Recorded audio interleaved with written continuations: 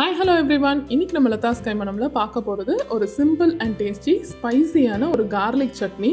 இந்த கார்லிக் சட்னி வந்து தேங்காய் கிடையாது, தக்காளி கிடையாது, ரொம்ப சிம்பிளாக ரொம்ப டேஸ்டியாக ரெடி பண்ணிடலாம். அதுவும் எஸ்பெஷலி இந்த மாதிரி நம்ம சிறுதானிய தோசை இல்லைன்னா நார்மலான இட்லி தோசைக்கெலாம் ரொம்ப ஒரு அட்டகாசமான காம்பினேஷனாக இருக்கும். இன்றைக்கி நான் இந்த பூண்டு சட்னியை வந்து கம்பு தோசையோட சர்வ் பண்ணியிருக்கேன். ரொம்ப டேஸ்டியான இதை எப்படி பண்ணலாங்கிறத பார்க்கலாம். ஜஸ்ட் ஒரு 5 நிமிஷத்தில் பண்ணிடலாங்க இந்த சட்னி. இதுக்கு தேவையான பொருள் பார்த்தீங்கன்னா இங்கே எடுத்து வச்சுருக்கேன். சின்ன வெங்காயம் ஒரு 10லேருந்து ஒரு 15 சின்ன வெங்காயம், தேவையான அளவு பூண்டு வந்து நான் இந்த அளவு குவான்டிட்டி வந்து ஒரு 4 மெம்பர்ஸ்க்கு பண்ணுறேன். ஸோ இந்த அளவு குவான்டிட்டி எடுத்திருக்கேன். நீங்கள் எத்தனை மெம்பர்ஸோ அதுக்கேற்ற மாதிரி நீங்கள் பூண்டு வெங்காயம் வந்து அட்ஜஸ்ட் பண்ணிக்கலாம். வெங்காயம் வந்து குவான்டிட்டிக்காக தான் நம்ம வந்து ஆட் பண்ணுறோம். ரொம்ப சிம்பிளாக ஜஸ்ட் ஒரு 2 மினிட்ஸில் ரெடி பண்ணக்கூடிய சட்னி தான் இது. ஒரு கடாய் வச்சுருக்கேன். கடாய் வச்சுட்டு ஆயில் ஆட் பண்ணிக்கலாம். கொஞ்சம் ஒரு 2 டேபிள் ஸ்பூன் அளவுக்கு நான் ஆயில் ஆட் பண்ணிவிட்டு காரத்துக்கு ஏற்ற மாதிரி நம்ம வந்து காஞ்ச மிளகா ஆட் பண்ணிக்கலாம். கொஞ்சம் ஆயில் சூடு ஏறின பிறகு நம்ம காஞ்ச மிளகா ஆட் பண்ணிக்கலாம். காஞ்ச மிளகா ஜஸ்ட் ஒரு 1 மினிட் மட்டும் வதங்கினா போதும் அந்த எண்ணெயில்.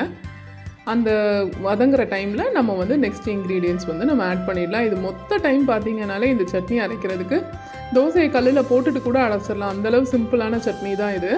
இப்போ வந்து இது உரித்து வச்சுருக்க சின்ன வெங்காயம் தான் இந்த சட்னிக்கே ரொம்ப டேஸ்ட்டாக இருக்கும். அப்படி சின்ன வெங்காயம் கிடைக்கலன்னா நீங்கள் வந்து பெரிய வெங்காயம் கூட நம்ம யூஸ் பண்ணிக்கலாம் இதுக்கு.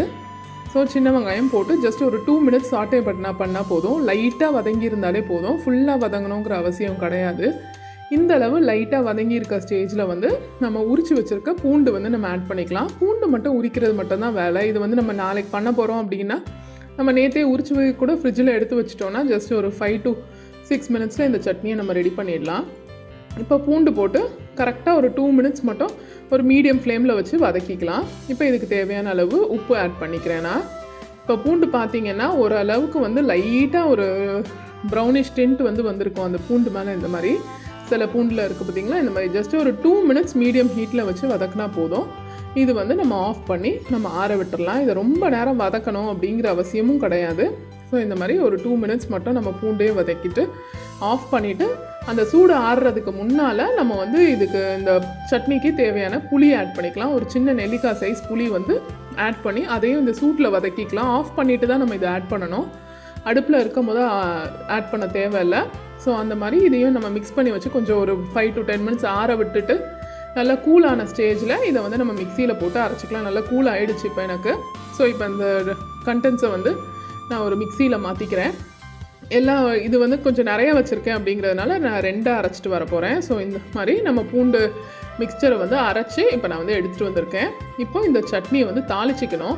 இது வந்து தாளிச்சாதான் நல்லாயிருக்கும் இந்த சட்னி. ஸோ இந்த மாதிரி நல்லா கரகரப்பாக அரைச்சிக்கலாம். ரொம்ப ஃபைன் பேஸ்ட்டாக அரைக்க தேவையில்லை. தாளிக்கிற ஸ்டேஜில் நம்ம வந்து நல்லெண்ணெய் ஆட் பண்ணிக்கலாம். 1 டேபிள் ஸ்பூன் அளவுக்கு நல்லெண்ணெய் ஆட் பண்ணிவிட்டு கடுகு ஆட் பண்ணிக்கலாம். நல்லா கடுகு பொரிஞ்சு வரட்டும். ஸோ ஒரு 1 மினிட் மட்டும் கடுகு நல்லா பொரியிற அளவுக்கு விட்டுட்டு அதுக்கப்புறம் நம்ம வந்து கருவேப்பிலை இருந்தால் ஆட் பண்ணிக்கலாம். இன்றைக்கி என்கிட்ட கருவேப்பிலை இல்லை, ஸோ அதனால் நான் கருவேப்பிலை ஆட் பண்ணல. ஆனால் தாளிக்கும் போது கருவேப்பிலை கண்டிப்பாக ஆட் பண்ணிக்கோங்க. கருவேப்பிலை ஆட் பண்ணிவிட்டு அதுக்கப்புறமா பெருங்காயம் ஆட் பண்ணி அதை நம்ம அரைச்சி வச்சுருக்க மிக்சரை வந்து இதுக்குள்ளே ஆட் பண்ணிவிட்டு நல்லா வதக்கிக்கலாம். இந்த மாதிரி நல்லா சுருளை வதக்கிக்கணும். ஜஸ்ட்டு ஆட் பண்ணி ஒரு 2 to 3 மினிட்ஸ் வதக்கினாலே போதும். அது நல்லா அந்த எண்ணெயில் வந்து வதங்கி இந்த கடாயை விட்டு நமக்கு வந்து தனியாகவே அது செப்ரேட்டாக வர ஆரம்பிச்சிடும். ஜஸ்ட் ஒரு 2 மினிட்ஸ் மட்டும் இதை நல்லா ஒரு மீடியம் ஹீட்டில் வச்சு வதக்கிக்கலாம். இப்போ பார்த்தீங்கன்னா தெரியும் நம்ம ஆட் பண்ணியிருக்க எண்ணெய்லாம் அது நல்லா உறிஞ்சிருக்கு. 2 மினிட்ஸில் அதே மாதிரி எண்ணெயெல்லாம் சைட்லேயே வர ஆரம்பிச்சிடும். ஸோ அந்தளவுக்கு நல்லா நம்ம கொஞ்சம் நேரம் வதக்கிக்கலாம். 2 மினிட்ஸ் மட்டும். இது கண்டிப்பாக நம்ம தாளித்து தான் இந்த சட்னியை சர்வ் பண்ணணும். ஏன்னா வந்து இதில் வந்து கொஞ்சம் காரம் ஜாஸ்தியாக இருக்கும் நம்ம தாளிக்காமல் சர்வ் பண்ணோன்னா.